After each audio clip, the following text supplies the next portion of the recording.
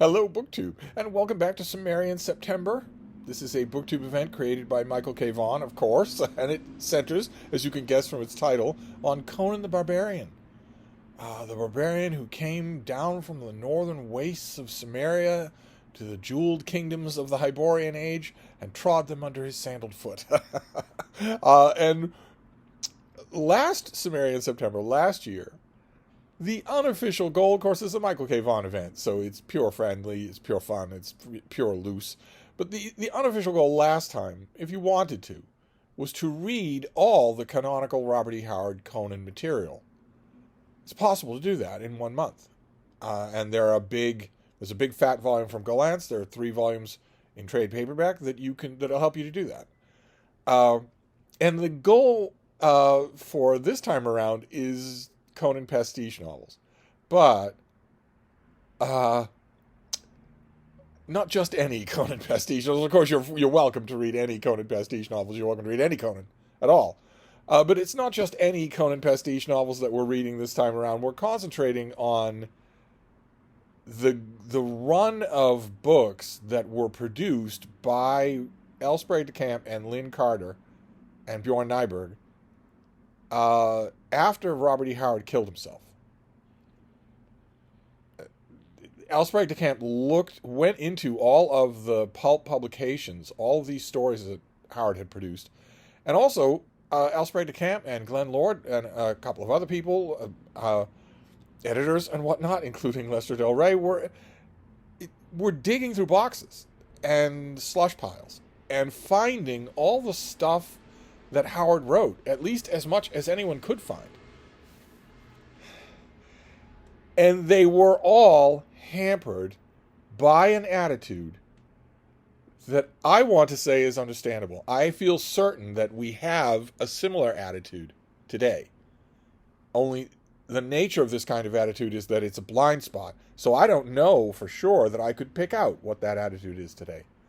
But I'm certain that we're guilty of it. At the time, the attitude that these men showed was that Howard wrote these things, he banged them out on a manual typewriter, he submitted them to Weird Tales or wherever else was buying fantasy stories. He wrote a lot of other stuff. A lot of it was bad. Don't tell Michael K. Vaughan that, but he would admit it. I'm sure that, Michael K. Vaughan is in the good graces of the Robert E. Howard Foundation that sends him books, and if anybody in the world should be in their good graces, it's him and Roy Thomas. Even the Robert E. Howard Foundation, I'm sure the people there would admit that although a lot of it is fun, most of it is fun, not all of it is good. Howard was a deadline writer. A lot of the time, he was a deadline writer. He wouldn't have stayed that. I think it's pretty obvious that he would have become extremely wealthy. He was already fairly well-to-do just from firing off stories to pulp magazines. Imagine what he would have done in the fullness of his talent in his early 50s, when suddenly the sci-fi and fantasy market took off like a bottle rocket. He'd have been at ground zero with a huge base of readers. But at the time, that wasn't true. There were all these yellowed manuscripts. This was a time when editors had godlike power over what was submitted to them. The example that I always use here that strikes young people especially as just almost unbelievably heretical is that when major poets of the day, almost 100 years ago, let's say the 1930s, when Robert Frost or A.E. Housman would submit a poem to a magazine, the editor, gin bottle in the desk drawer, no literary training whatsoever, would open the envelope, take out the typescript of the poem, and start fixing. Right? Yeah, I don't know. I don't think this word works really well. And just contact the poet. Poets who are now enshrined in marble. Poets who are now in anthologies. When those editors' names are long forgotten, except by me. They would write or telegram the poet and say, I think this word works better here on your poem, Robert Frost. I think this word works better here. And the comment hanging over that absolute lowbrow heresy, like letting a pig walk on a canvas. The idea hovering over that was, well, do you want your $25 or not? Because no matter what my credentials might be, no matter whether or not I went to a hoity-toity poetry school, I am the one who's going to pay you and run this poem, or not. I kind of like the sound of clanged instead of rang. Does it mean that much to you? You can tell me. I respect the artistic process. I may look like a lowbrow orangutan, but I respect the artistic process. If you say that rang means more to you than clanged, okay, then you're my hero. No publication, of course. No $25. At a time when $25 more than paid for the week's groceries.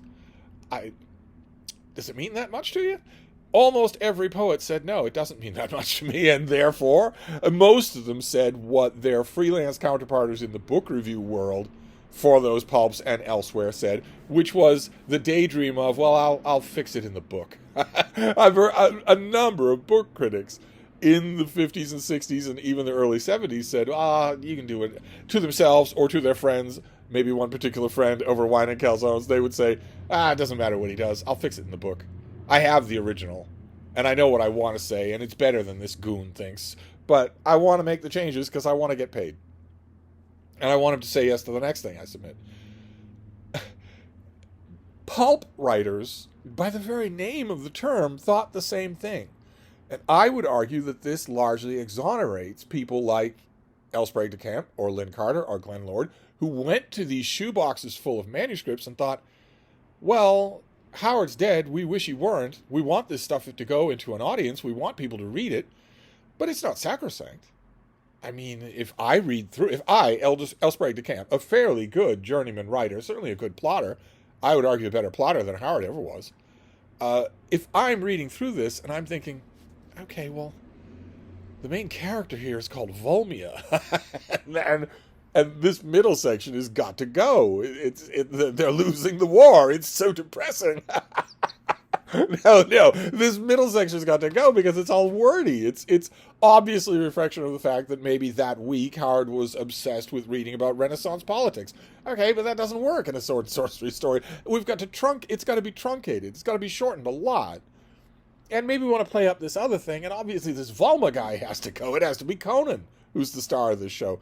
And if it's Conan who's the star of this show, well, should we reward readers by introducing a few echoes of other Conan stories that were not in the original because the original was not a Conan story? Should we do that? That's not that much harm, is it? I firmly believe that these men, two of whom loved Howard, personally, thought he wouldn't object. If he were alive, if he'd had the courage to stay alive instead of killing himself, and we said to him over a couple of years down in Texas, how about we make this change? He'd have agreed. We feel certain he would have agreed. I feel certain that their attitudes originally came from there. And so I find it hard to outright condemn what they did, even though I recognize it as absolute heresy. Imagine if Henslow, fresh from the drab on the corner in Eastcheap, had gotten the latest pages from William Shakespeare and thought, I'm not sure that this works. Let's change this around. I might point out, we don't know for 100% sure that he didn't do that, but that's an argument for another video. Oh my God, I'm making enemies all over the place.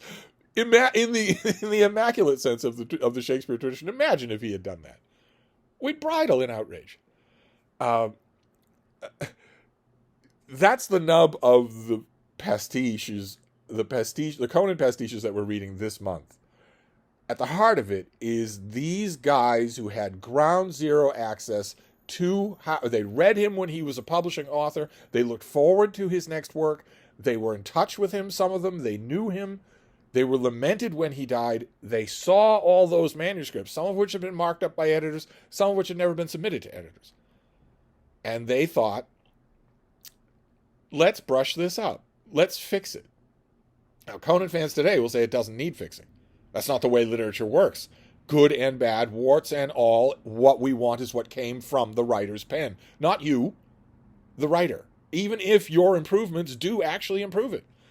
So L. Sprague de Camp came up, of course, with a long line, 12 Conan paperbacks with the famous covers, and they were staples. For a whole generation, they were staples. People loved them. Oh my God, a whole generation of readers discovered Conan that way. It seems small fry because literally 100 times more people discovered Conan just a couple of years later from the Schwarzenegger movie. But even so, the only reason that there was a sizable body of people to go to that movie is because before that happened, a large number of people had the ground softened by those books that L. Sprague de Camp made that Robert E. Howard did not make. I certainly would have agreed to it, but he didn't make them. It was a huge boost to the popularity of one author done by another author. An author who, had Howard lived and while he was alive, was a rival author. It's that series of Conan books that we're talking about mainly for Conan pastiches during Cimmerian September. You don't have to stick to them. I know a lot of people who are engaged in Cimmerian September who are not reading any of those L. Sprague de Camp books. I have found them irresistible to revisit, and I've had lots and lots of mixed. I'm not done with them, but I've had lots and lots of mixed feelings with the ones that I have revisited. Some of them I haven't read in 30 years, more. So it's been fascinating. But the book that I threw on the pile last night is the Bikini Atoll of the whole pastiche question that we're talking about. It is ground zero of what we're talking about because it's probably the most exaggerated example of them all. And it is a story that Robert E. Howard wrote called The Black Stranger. Only it wasn't called that. And it was a Conan story, only it wasn't a Conan story. And then, when he was dead, L. Sprague de Camp came along and rewrote it to be something else. He took that one of those Howard stories and rewrote it to be something. Oh, wait, no, he didn't. He took the version of one of those Howard stories that Lester Del Rey had already monkeyed around with. Oh, wait, no, he didn't. It was Lester Del Rey who monkeyed around with one of L. Sprague de Camp's monkeying arounds with one of Howard's stories. You see what I mean. You see what I mean. It's this. It's the Treasure of Tranicos, which did start out life as a story called The Black Stranger. Howard had a very boring way with titles, usually. I forget how many chapters or characters or books or stories that he started with the adjective black. I don't have any idea how many, but The Black Stranger is obviously a dumb title for a book or a story. This is actually just a long story that was made into this volume that once again gives us illustrations by Esteban Morato. We've already seen him. His illustrations are all throughout this book, just everywhere. He does spot illustrations, action shots, just everything. They're all throughout this book. And what are you getting here? Well, look at the cover. You've got over 50 illustrations by Esteban Morato. You've got the Treasure of Tranicos, and you've got the greatest adventure writer of all time, Robert E. Howard. That certainly looks like Robert E. Howard is the author of this story. But then on the inside, you have The Treasure of Tranicos, which Robert E. Howard would not have recognized that title, by Robert E. Howard, as revised and edited by L. Sprague de Camp. And then, just for good measure, revised again by L. Sprague de Camp and illustrated by Morato. And here we have this lovely design. This is a lovely book.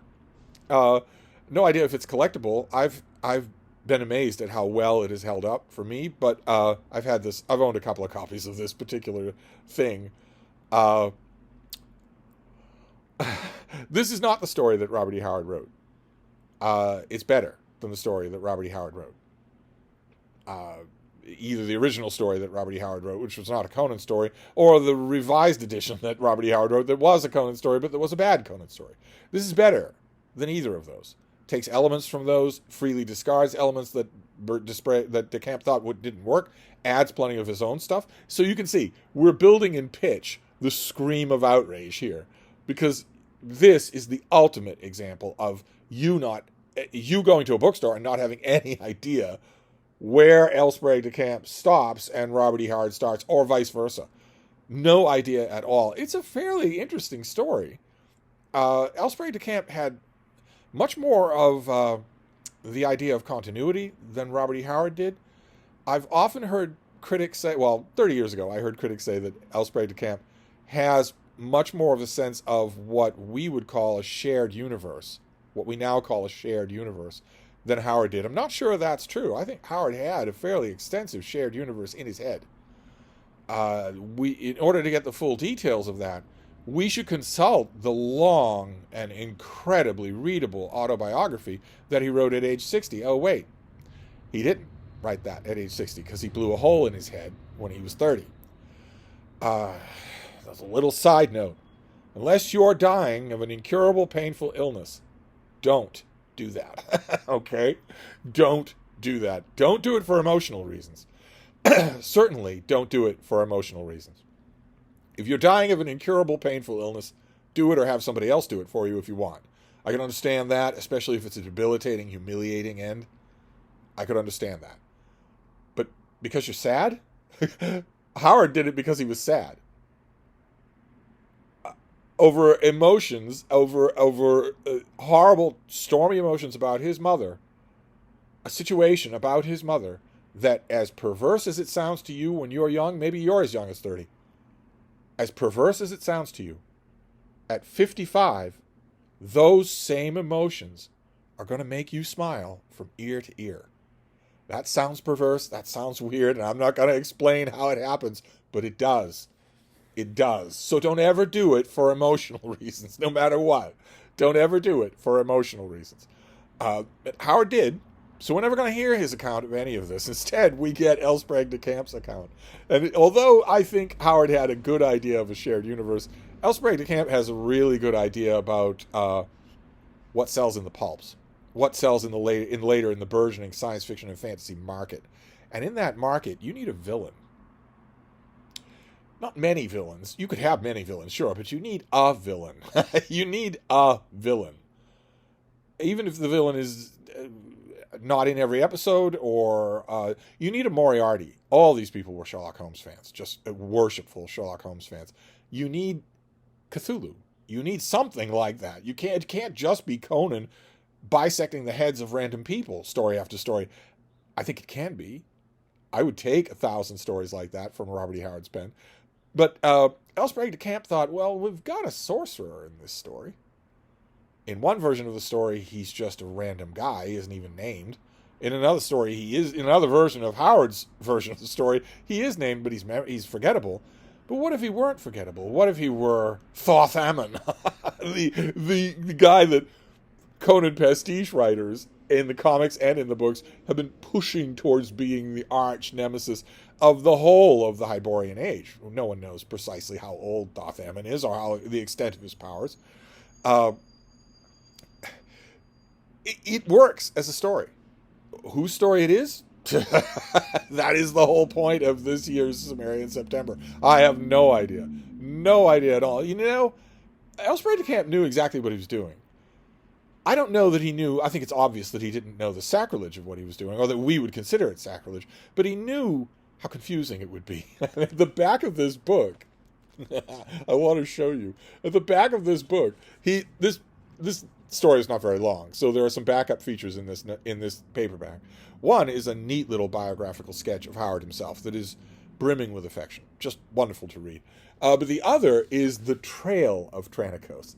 Not the treasure, but the trail, where he tries to piece together the story of this story. And he freely admits his own heavy hand in things. That I found this manuscript in 1951 or something like that. I found this manuscript.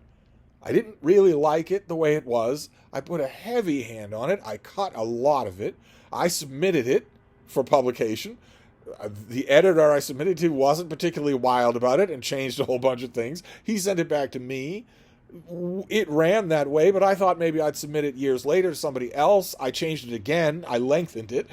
So that editor also changed things to the point where at the end of the Trail of Tranicos, Elsbreg de Camp has to give you a list of what changes there are from each version of this story. How the character names changed from each version of this story. There came a point, probably it was around page, no, it wasn't 72. It was much earlier than that. It was probably around page 30. I remember what the picture looked like. Yeah, it's probably around there, probably around page 30 in this, when I was reading this last night, that I had a reaction that's probably going to horrify the Howard purists. By that point, I just said, I don't care anymore. just tell me the story. I don't care who it is that does it. You could go through this. This is one of the revisions that L. Sprague de Camp did. It might actually be a sixth revision. He might have revised it a little for this paperback as well. So, which means God knows how many people had their hands in it, and God knows what the original was. I think we do have the manuscript of the original, but I read this. I read this last night and really enjoyed it. I really enjoyed mucking around with Ground Zero of Cimmerian September 2024. The Treasure of Tranicos by who the hell knows. I loved it. Absolutely loved it. I feel like I need a little breather, though, from... I was down in the weeds with that essay and with the book and with the text on the page, thinking, oh, does that sound like Howard? Oh, does that sound like Lester Del Rey? Does that sound like El Sprague de Camp? I was down in the weeds line by line. I think tonight I want a complete relief. I think tonight I will just pick a pastiche novel written much later that is just done from whole cloth. I think that's what I'll do tonight, just to make it easier on myself. But I whatever I do, I will report back. So I will see you soon. Thank you, BookTube.